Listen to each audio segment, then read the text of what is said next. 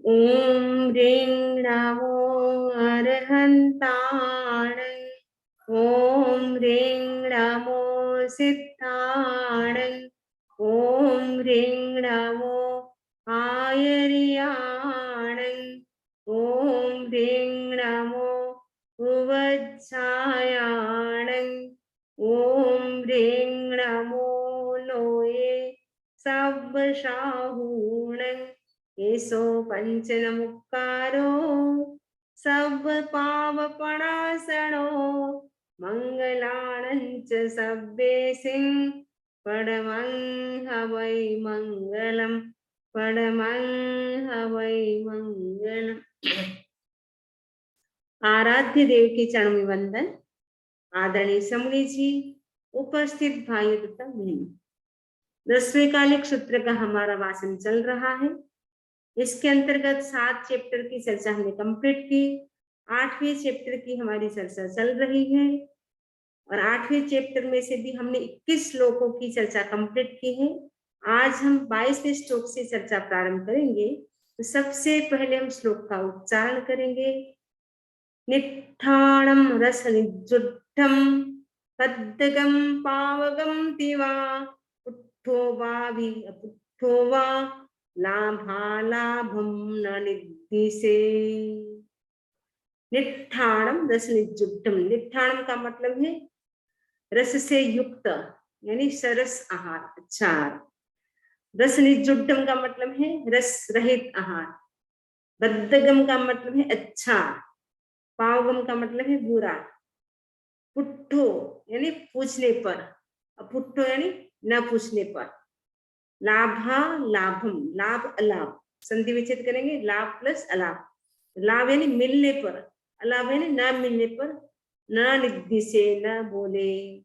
इसमें बताया जा रहा है कि पुट्ठो भावी अपुट्ठो वा, किसी के पूछने पर, पुट्ठो यानी पूछने पर, पृष्ठ से बन गया पुट्ठो, पुट्ठोरी को ऊ हो गया। तो पुट्ठो यानी पूछने पर, अपुट्ठो का मतलब बिना पूछे।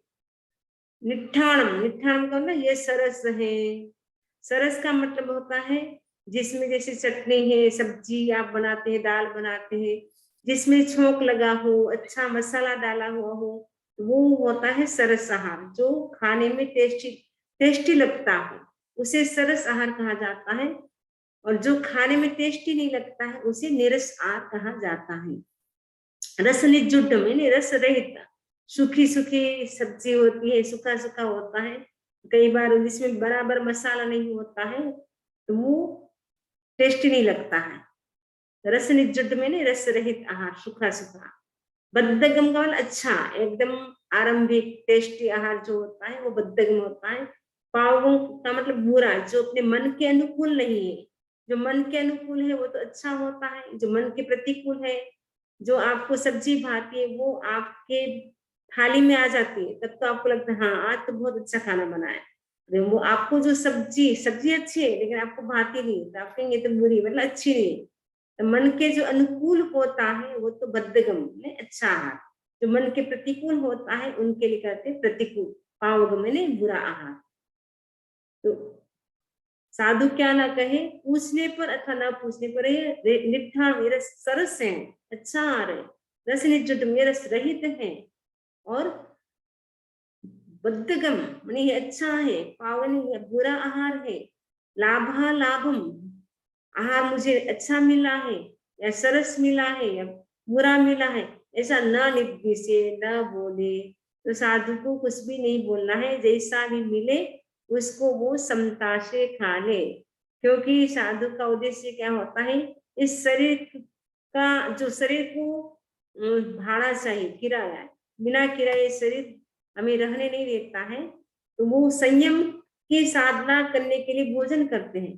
तो संयम की साधना के लिए जैसा भी आहार मिला उससे मेरा काम चल जाएगा, तो इसीलिए वो क्या करे, समता का अभ्यास करे, लेकिन चर्चा ना करे ये अच्छा है बुरा है। तो इसमें ये मैसेज है। तो हम भी इसका प्रयोग कर सकते हैं कि हमें जैसा भी, घर में खाना बन गया, कभी मिर्ची ज्यादा, कभी तेल ज्यादा, कभी नमक ज्यादा कम, जो भी है, जैसा भी थाली में आ गया उसके बाद हम नहीं बोलेंगे, ये संकल्प कर सकते हैं।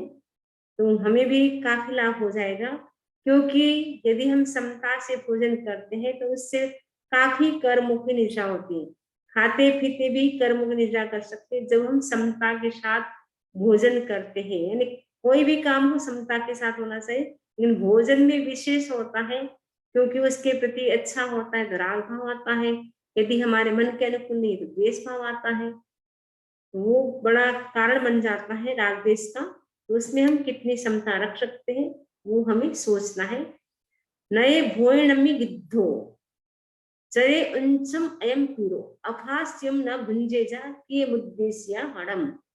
भोजनम यानी भोजन में, सप्तमी विभक्ति होगी भोजनम में, भोजन में। न गिद्धो, गिद्धो ने आसक्त न बने। मैंने आपको लगे कि ये तो खमन बहुत अच्छा है, और क्या बनाते हैं आप लोग, डोसा बहुत अच्छा है, तो उसमें आसक्त न बने। ठीक है, अच्छी चीज है तो खा ले, लेकिन बार बार उसकी तारीफ करते हैं, प्रशंसा करते हैं, और उस अच्छी चीज लग रही है तो और ज्यादा खाने की कोशिश करते हैं, पेट में जगह नहीं फिर भी खाने की कोशिश करते हैं। तो इसमें बताया जा रहा है कि भोजन में आसक्त न बने, ये साधु के लिए। तो ऐसे गृहस्थ भी अपने संदर्भ में ले सकता है, हमें भी भोजन में आसक्त नहीं बनना है। तो साधु के लिए कहा गया कि भोजन में आसक्त होकर के विशेष घरों में, यानी स्पेशल जो घर हैं जिनके घर अच्छा भोजन मिल सकता है, उनके घरों में वो दूसरे के लिए न चरे न जाए। उनसम अयम पिरो, अयम पिरो का मतलब बिना बोले, और उनसम का मतलब है अनेक घरों से भिक्षा ले। ऐसे नहीं कि एक घर, मुझे सुनील जी का घर अच्छा लगा रोज मैं सुनील जी के घर जाऊंगा, ऐसा नहीं। जो जहां भी है, जो भी अच्छा बुरा जो भी घर है, उन सबके घरों से हम क्या करें, भिक्षा लें। तो यह बताया गया है। तो 11वां, सॉरी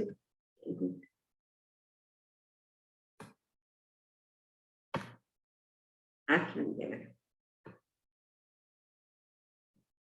नए भोजन में गिद्धों ने भोजन में आसक्त न बने, और आसक्त होकर के विशेष घरों में, स्पेशल घरों में गोष्ठी के लिए न जाए।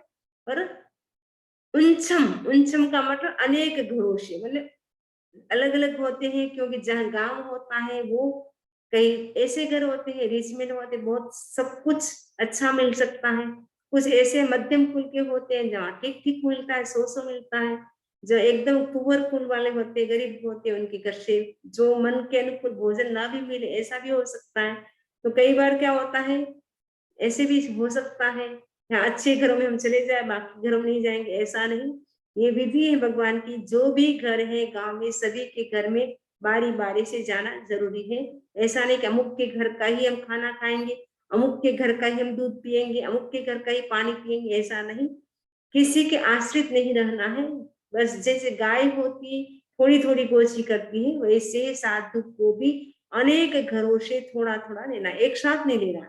जितना बना उतना तो लेना ही नहीं चाहिए, और उस जो बना है उसमें से भी थोड़ा छोड़ना चाहिए, पूरा बर्तन खाली नहीं करना चाहिए। तो कहा गया थोड़ा थोड़ा आहार में। अथा स्वयं भुंजे जा, अप्राशुक है, यानी जो एक तो प्राशुक होता है वो साधु को काम आता है। अप्राशुक का मतलब जो कच्चा है या कल्पनीय नहीं है, जैसे सचित्र है। आप आपकी वस्तु, जैसे मान लो आपने सब्जी बना करके रख दी, हल्के बना करके रख दिए, लेकिन उसके ऊपर आपने सचित वस्तु रख दी, तो साधु के लिए कल्पनीय है। कच्चा पानी रख दिया साथ में तो वो भी कल्पनीय है। इसमें बताएंगे अभास्यम, अप्राशुक है, न भुंजे जा, उसको खाए नहीं। किए मुद्दे स्याहणम, किए क्या मतलब कृत, कृत का मतलब है खरीदा गया, साधु के निमित्त से खरीदा गया। उद्देश्य यानी साधु के निमित्त से, उद्देश्य के यानी साधु के निमित्त से बनाया गया। आरितम यानी साधु के लिए दूर से लाना। सपोज आपके घर साधु पधारे, तो साधु के निमित्त से आप दूर से लेकर के आते हैं, महाराज रुको रुको मैं अमुक स्थान पे पड़ा है, मैं लेके आता हूँ। तो आपके घर में पहले से जो वस्तु रखी हुई है उनमें से साधु ले सकता है, लेकिन साधु आने के बाद आप जा नहीं सकते हैं दूर से लाने के लिए। तो जो इसीलिए पहले से ही पूरी व्यवस्था की जाती है, साधु पधारने वाले हैं आपको पता चल जाए तो आप पूरा व्यवस्थित कर देते हैं। अगर ऐसा तो होना चाहिए कि हमेशा व्यवस्थित रखें, कभी भी साधु पधार जाए तो हमारे घर से खाली न जाए। तो हम तो अभी अमेरिका में है, तो अमेरिका में तो आपको बोलेंगे हमको तो मौका नहीं मिलता है, लेकिन मौका ना मिले तो भी भाव से तो आप भावना भाई सकते हैं। जब खाना खाने बैठे उस समय नवकार मंत्र गिने और उसके साथ ही भावना भाई कि वो दिन मेरा धन्य होगा, मैं अपने हाथ से साधु जी को साध्वी जी को मैं अपने हाथ से दान दूंगा, वो दिन मेरा धन्य होगा।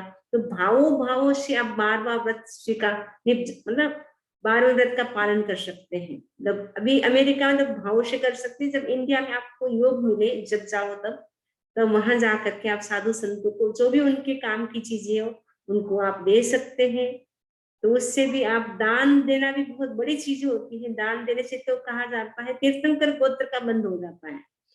फिर दान देने से शालिभद्र ने क्या किया था? कुछ भी नहीं किया था। पूर्व जन्म में केवल मांस खमण के तपस्वी को केवल दान दिया था।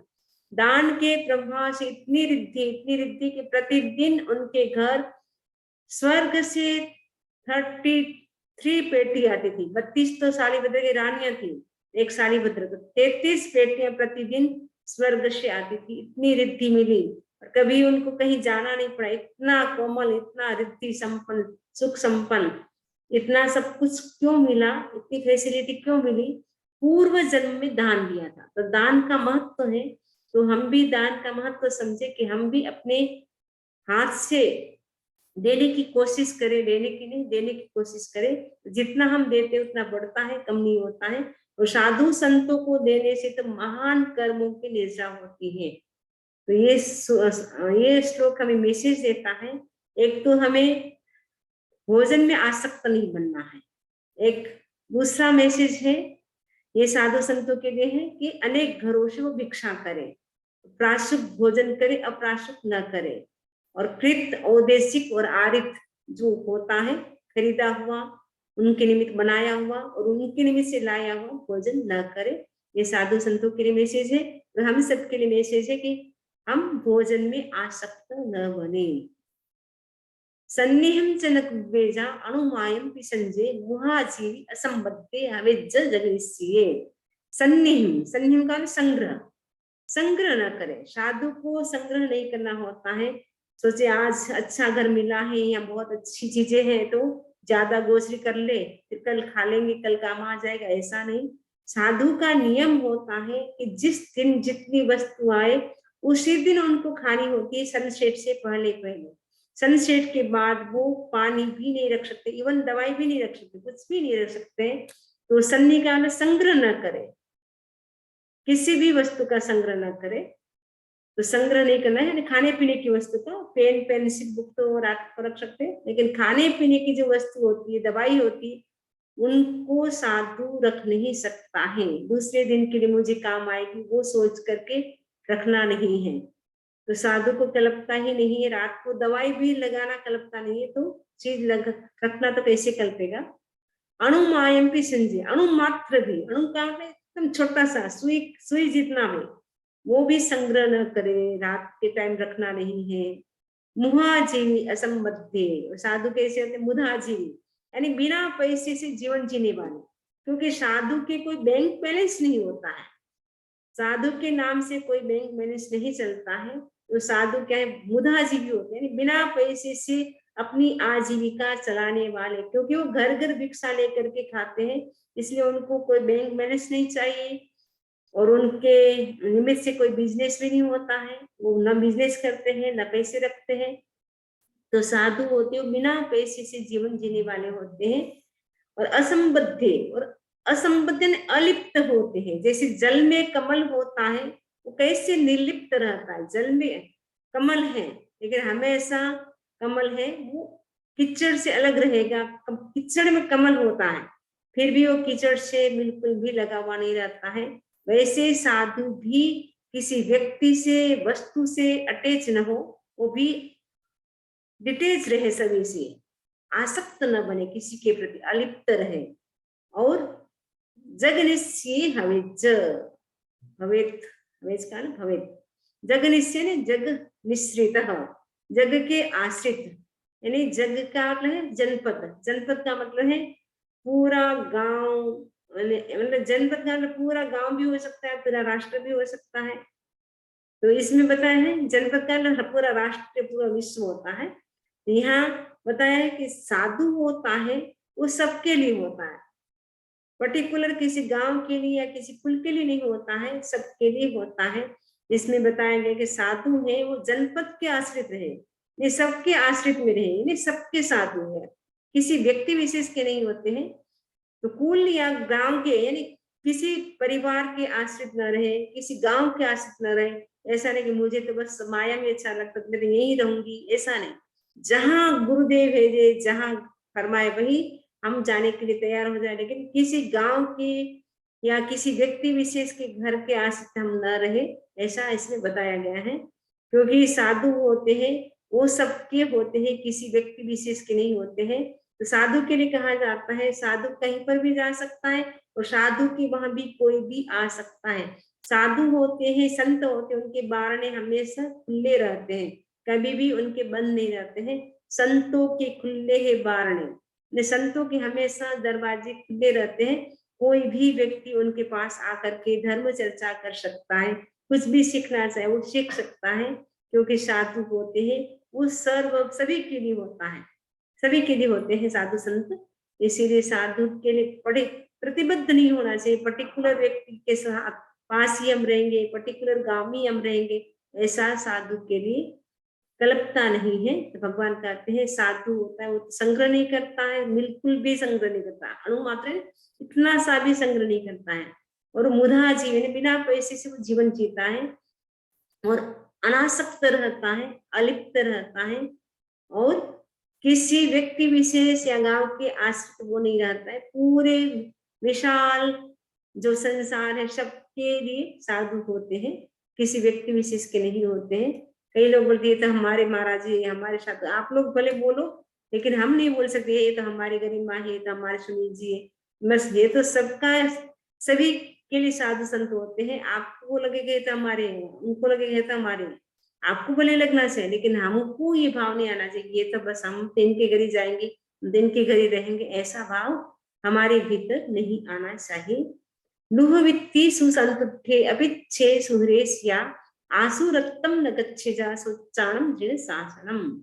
लुहवित्ती यानी रुक्ष वृत्ति, रुक्ष वृत्ति का मतलब होता है लुखा सुखा जो होता है खाना, जैसे आंबिल का होता है ना लुखा सुखा, वैसा भी अगर मिल गया तो भी सुसंतुष्ट संतुष्ट रहे। ऐसा नहीं अरे आज तो कोई कुछ मिष्ठान नहीं मिला, कोई नमकीन नहीं मिला, जो भी मिला लुखा सुखा चना भी मिल गया, लुखी रोटी भी मिल गई, उसमें भी संतोष का धारण करे, उसमें मन में विचार ना करे अरे कैसा गांव है तो कुछ मिलता ही नहीं, लुखा सुखा मिलता है। इसमें बताया है कि लुहुवित्ति, लुहुवित्ति रुक्ष वृत्ति, सुसंतुष्टे और सुसंतुष्ट में संतोष रखने वाला, अपिच्छे, अपिच्छे का अल्प इच्छा वाला, अल्प इच्छा वाला माने थोड़े में ही वो तृप्त हो जाता है, उनकी इच्छा ही नहीं होती, जो मिला थोड़ा सा भी उसमें भी वो तृप्त हो गया। शुभरेशिया और अल्पहार से भी तृप्त होने वाला, अल्प इच्छा वाला, पीछे का अल्प इच्छा वाला। सुहरेशिया, सुहरेशिया का मतलब है शुभर, शुभर का मतलब होता है अल्प आहार से भी तृप्त होने वाला, थोड़ा भी मिल गया उससे भी वो तृप्त हो जाता है, उसको ये नहीं लगता अरे आज तो बहुत कम मिला, आज तो मैं भूखा रह गया, वो भाव नहीं आता है, वो थोड़े में भी वो तृप्त हो जाते हैं। आसु रक्तम न गच्छेजा, आसु रक्तम का मतलब होता है क्रोध, क्योंकि जो असुर असुर जाति के जो देव होते हैं वो बड़े क्रोधी होते हैं, तो यहाँ पर भी आसु रक्तम का मतलब है क्रोध। आसु रक्तम न गच्छेजा सोच्चाणम जिन शासनम, जिन शासन को, सोच्चाण सुन करके, श्रुत्वा प्रत्यय है, जिन शासन द्वितीय विभक्ति, जिन शासन को सोच्चाण सुन करके आसु रक्तम न गच्छेजा, उन्हें क्रोध न करे। मुनि रुक्ष वृत्ति, सुसंतुष्ट अल्प इच्छा वाला और अल्प आहार से तृप्त होने वाला हो, वह जिन शासन को सुनकर क्रोध न करे। तो सोचेंगे अरे जिन शासन कैसा है तो कुछ मिलता ही नहीं है, वैसा है, तो जिन शासन को सुन करके वो क्रोध न करे कि भगवान ने जो कहा वो सही है, लेकिन हमें क्रोध नहीं करना है, क्योंकि क्रोध करने से वो आसुर हो, क्योंकि क्रोध करने का रिजल्ट क्या होता है, क्रोध करने का रिजल्ट है अनंतानुबंधी, क्रोध में यदि आयुष्य का बंध होता है तो शोर नरक गति में ही होता है। तो नरक गति का कारण है क्रोध। बहुत सारे कारण हैं, तो क्रोध भी अनंतानम यानी एक्सट्रीम लेवल पे जब क्रोध होता है व्यक्ति नरक गति में जा सकता है। तो हमने चर्चा कई बार कर चुके हैं कि क्रोध के कारण व्यक्ति नरक गति में भी जा सकता है। वो कब? अनंतानंदी क्रोध हो तब। कन्न सौख्यम सद्देहम प्रेमम नाभिनिवेशे दारुणं कक्कशम हासम कायेन अहियासे। कन्न सौख्यम कानों के लिए सुखकर, सौख्यम का सुखकर, कर्ण सौख्येषु सप्तमी विभक्ति है, इसमें कन्न सौख्य में तृतीया होगी। तो कन्न सौख्यम मैंने कानों के लिए सुखकर, सद्देह शब्द, जो अच्छे शब्द होते हैं कान में आते हैं वो अच्छे लगते हैं, यदि अच्छे शब्द नहीं तो हमको अच्छा नहीं लगता है। इसमें बताया कि कानों के लिए सुखकर शब्दों में प्रेमम नाभि निवेश, प्रेम न करे, उसके प्रति आसक्त न हो। ये तो बहुत शब्द अच्छे, इसको बार बार हम सुनते रहे।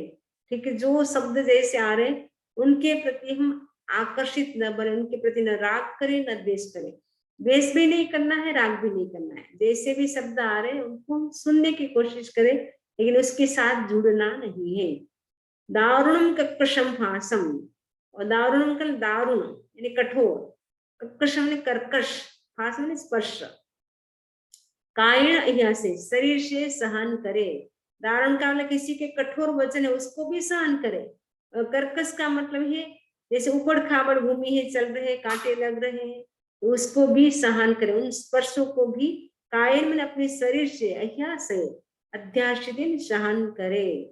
इसलिए सहन करने की बात बताई गई है कि कैसा भी स्पर्श हो उसको सहन करे, कोई कटु शब्द कहे उसको भी सहन करे, और जो भी शब्द हमारे कान में अच्छे बुरे आए उसके प्रति हम राग द्वेष न करें।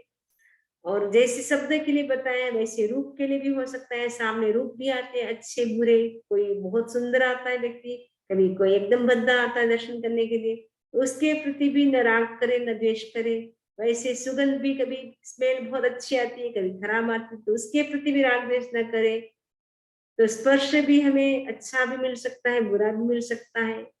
उबड़ खाबड़ भी कभी बिस्तर होता है, कभी जमीन उबड़ खाबड़ मिलती है, तो उन सब में भी उन सबको सहन करे। जितना टॉलरेंस पावर होता है साधु में उतना ही उनका ऊर्ध्वारोहण होता है। वैसे ही हम भी सीख सकते हैं इस श्लोक से कि हमें भी सहन करना है। जितना हम सहन करेंगे उतना सफल बनेंगे, और सहन करने वाला व्यक्ति ही ज्यादा कर्म की निर्जा करता है। तपस्या से भी महान बताया गया है सहन करना। कहा जाता है व्यक्ति लौह में कांटों को उसके ऊपर सो सकता है, लेकिन किसी के कटु वचन को सुन नहीं सकता है। तो कटु वचन को सुनना, उनको सहन करना वो बड़ी चीज होती है। इसलिए कहा जाता है मांस खमन की तपस्या करना सरल है, लेकिन किसी का कटु शब्द सहन करना वो बड़ा कठिन है। तो ये श्लोक हमें प्रेरणा देता है कि सहन करना सीखे। जितना हम सहन करेंगे, टॉलरेंस पावर को बढ़ाएंगे, उतना ही हमारी आत्मा का जल्दी कल्याण होगा। हुवम पिवासम दुस्सेजम से उन्नम अरई भयम अहियासे अपवहियो देहे दुखम महाफलम। हुवम का मतलब क्षुधा, क्षुधा का मतलब भूख, पिवासम पिपाशाम, पिपाशा का मतलब प्यास, दुस्सेजम दुस्सया, दुस्सया का मतलब विषम भूमि पर सोना, उबड़ खाबड़ भूमि होती है उस पर सोना। सी उन्नम शीतोष्णम, शीतोष्णम का मतलब सर्दी गर्मी, शीत यानी सर्दी, उष्ण यानी गर्मी। अरई का मतलब अरती, भयम और भय को, अहिया से अव्यथित अवहियो चित्त से सहन करे। अहिया से सहन करे, अवहियो का मतलब अव्यथित यानी आकुल व्याकुलता रहित चित्त से अहिया से मैंने सहन करे। देहे दुखम महाफलम, देह देह मैंने देह में उत्पन्न दुख है, दुख को सहन करना वो महाफलम महान फल है। मतलब दो प्रकार के दुख होते हैं, एक तो शरीर में अपने आप उत्पन्न होती है कोई बीमारी, उनको सहन करना। दूसरा है जो जिनकल्पित जैसे साधु होते थे वो जानबूझ करके कष्ट को लेते थे, उनको कोई कष्ट नहीं आते तो जानबूझ करके ऐसे स्थान पे जाएंगे जहाँ उनको कष्ट मिले। जैसे भगवान महावीर स्वामी भी अपने कर्मों की निजा करने के लिए वो भी अनार्य भूमि जानबूझ करके गए थे। उनको पता था कि वहां के लोग वृक्ष भोजी होते हैं, बहुत क्रोधी होते हैं, बहुत कष्ट आने वाले हैं, तो जानबूझ करके वो गए कि वहां मेरे को ज्यादा कष्ट मिलेंगे, जिससे मेरी कर्म की निद्रा ज्यादा होगी, क्योंकि कर्म सबसे ज्यादा भगवान भानुशाली के थे। 24 भगवानों में कहा जाता है 23 भगवान के एक कर्म, और अकेले भगवान वहां के इतने ज्यादा कर्म थे, इसलिए उन्होंने बहुत पुरुषार्थ किया। 12.5 वर्षों में पूरे अप्रमत्त रह करके विचरण किया, और ऐसे ऐसे गए गांव में जहां उनको बड़ा कष्ट मिला, बड़े उपसर्ग हुए, फिर भी उन्होंने समता से सहन किया, क्योंकि उन्होंने सोचा कि जो भी शरीर में दुख आ रहे, वो तो शरीर में, सपोज वो तीर्थन करते उनके शरीर में कोई कष्ट नहीं होता था, लेकिन चला चला करके बाहर से वो कष्ट उधीर उधीर करके लेते थे। इसलिए आराधना में भी कहा है, जिन कल्पिक साधु लिए कष्ट उधीरो रे, तो आव्या उदय किम थाय अधीरो रे, भावे भावना। जो जिन कल्पिक मुनि होते हैं वो तो उधीर उधीर कर चला चला, उधीर उधीर कर चला चला करके वो कष्ट लेते हैं, जानबूझ करके ऐसे रास्ते पे जाएंगे जहां उनको कष्ट मिले, ऐसे गांव में जाएंगे जहां उनको कष्ट मिले, तो वो जानबूझ करके इसीलिए कष्ट को सहन करते हैं कि जितना हम कष्ट को सहन करेंगे उतनी कर्मों की निद्रा अधिक होगी। तो कर्मों की निद्रा ज्यादा होने से हमारी आत्मा है वो जो अनंत काल से टनाटन कचरा भरा हुआ है कर्मों का, वो कर्मों की निद्रा तब होगी जब सहन करेंगे। भगवान कहते हैं कि सहन करना है, क्षुधा प्यास दुस्सया शीत उष्ण अरति, भय को अव्यथित चित्त से, यानी आकुल व्याकुलता से रहित चित्त से क्या करें, सहन करें, क्योंकि देह में उत्पन्न कष्ट को सहन करना महाफल का हेतु होता है। यदि हमारे शरीर में जो भी कष्ट आ रहे हैं उनको अगर हम सहन करते हैं, उसका रिजल्ट बड़ा अच्छा आता है, यानी इसका रिजल्ट होता है मोक्ष। अर्थंगयमि आइचे पुरुत्थाय अनुग्रहे आहारमयम सुब्बम मनसावीन पत्ते। अर्थंगयमि, अर्थंगयमि अस्तंगते आदित्य, आदित्य का मतलब होता है सूर्य। अर्थंगयमि अस्त हो जाने पर, पुरुत्था ये अनुग्रह, और पुनः पुरुत्था का पूर्व दिशा में ना अनुग्रह माने ना निकल जाए, आहारमयम सब्बम, तो सब्बम माने सब प्रकार के आहार का क्या करे, मन सावी न पत्ते, मन से भी इच्छा न करे। जब सनसेट हो गया और जब तक सूर्योदय न हो तब तक मन से भी किसी भी प्रकार के, क्योंकि आहार 4 प्रकार के होते हैं, असन पान खादिम स्वादिम, तो किसी भी प्रकार के आहार की मन से भी इच्छा न करे, क्योंकि सनसेट हो गया है। भगवान ने कहा है कि रात्रि में साधु को भोजन नहीं करना होता है, पानी भी नहीं पीना होता है, तो चारों प्रकार के जो आहार है उनको उनकी मन से भी इच्छा न करे। सूर्यास्त से लेकर पुनः सूर्य पूर्व में ना निकल जाए तब तक सब प्रकार के आहार की मन से भी इच्छा न करे। तो हमारा 28 श्लोक कंप्लीट हो गया है। इससे संबंधित किसी को कोई भी प्रश्न हो पूछ सकते हैं, इसी आशा के साथ ओम अरहम ओम।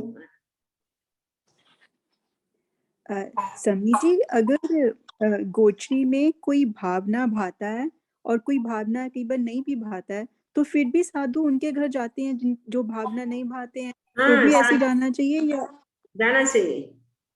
अगर नहीं भावना भार उनका घर अगर चाहिए? रास्ते में आ रहा है तो जाना चाहिए, नहीं तो उनको लगेगा अरे हमारा घर तो छोड़ ही दिया, साधु तो अच्छे अच्छे घर में जाते हैं, हमारे घर तो आते नहीं, ऐसे भी होता है। पर वो भावना तो फिर भाते ही नहीं है, तो फिर भी मतलब जाना चाहिए।